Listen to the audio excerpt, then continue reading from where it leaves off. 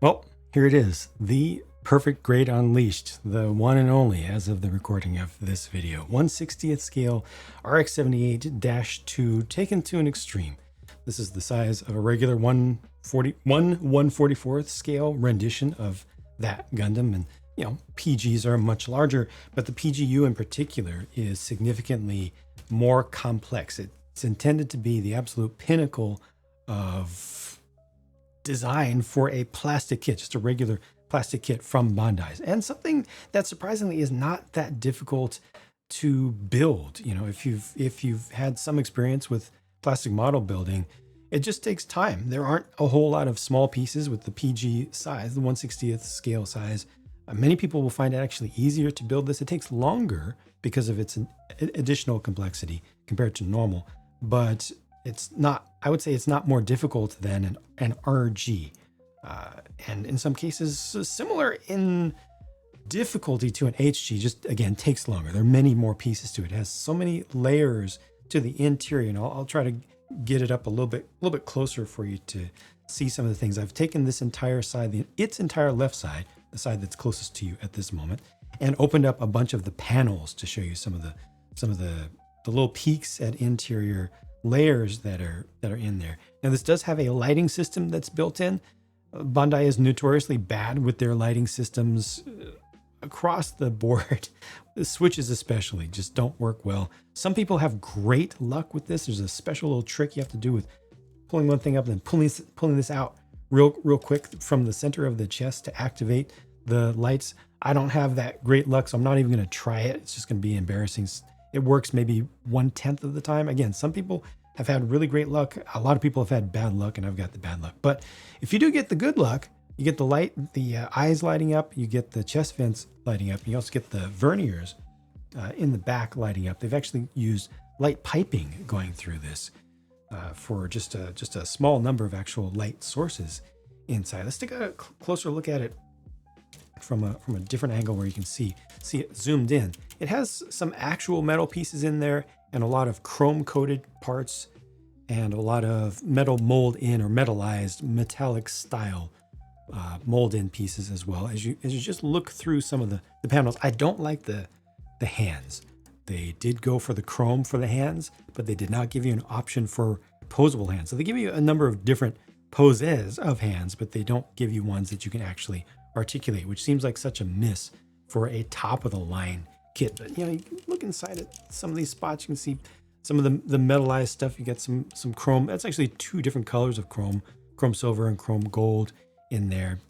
Metallic silver down there, metallic silver here. All I've done with this, if I recall correctly, is other than giving it some decals rather than just the included stickers.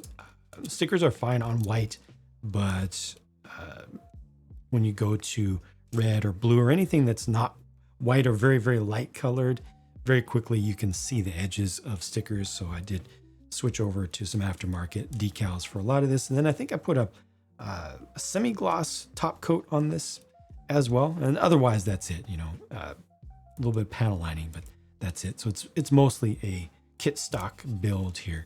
It was really very enjoyable. I did this for my 1 year Gundam building anniversary on Twitch. It took me like 10 streams because, when you're live streaming, you're focusing on interacting with chat and everything. And I wasn't rushing, but yeah, it was an enjoyable experience overall. Much easier than I expected. So much easier than I expected for something that's lauded and looked up to so much. Typically people say, hey, more complex and harder is better. You are more of a Gundam bruh the more difficult of a project you've taken on. I just did it just because it was an anniversary thing. It was a special thing. And I've wanted to experience as many different levels of Gundam building as possible in different styles, different eras, etc. And this was a good one to include in there. It's the shield is actually attached with a magnet to the arm over there, so you can pull it off easily. You can set the little handle into the hand if you set that up if you want to. You got the little port here, which can be opened and closed, again with more opening stuff.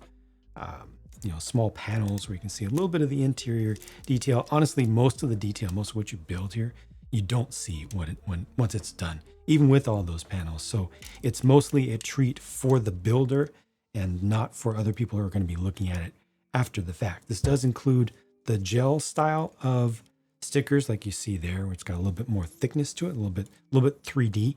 And it also has some photo etched decals. So back behind the chest vents, got some photo etched pieces in there, which is real metal. Once again, a handful of those are spread about. Actually, don't like those because it's another thing that Bandai does poorly. One of the adhesives, it gives you a sheet that has adhesives on two sides and then covers over both sides to protect it in shipping and everything. And between build steps, one of those, the green one, is very, very stubborn and does not like to release. You need it to release, but it doesn't like to release. And that's just a problem that I've seen almost everybody have. It's just a quality issue there. I wish that they would fix that, but you can get past it. It's just messy is all. It's nice, this thing.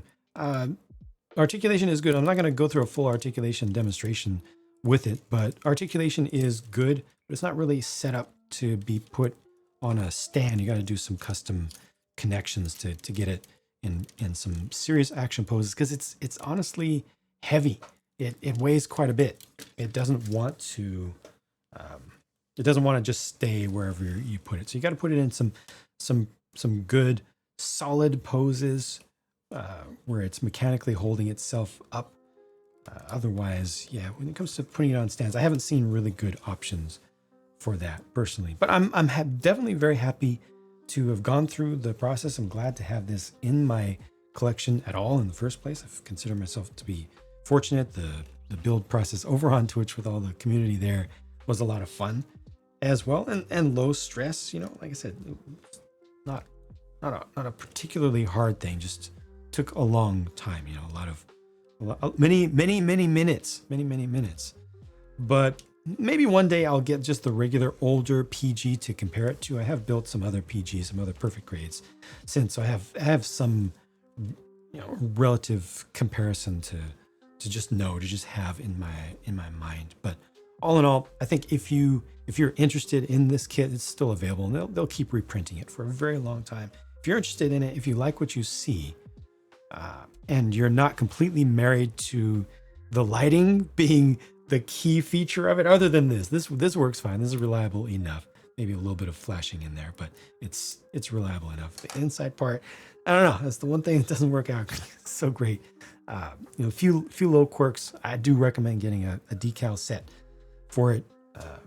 If you hate decals, still do decals on the blue and the red. You're only going to build this once, most likely, so you don't want to see those huge outlines of stickers on white. Stickers are perfectly fine though. All in all though, yeah, I'm happy with it. Glad to have it. Glad to have had the experience as well.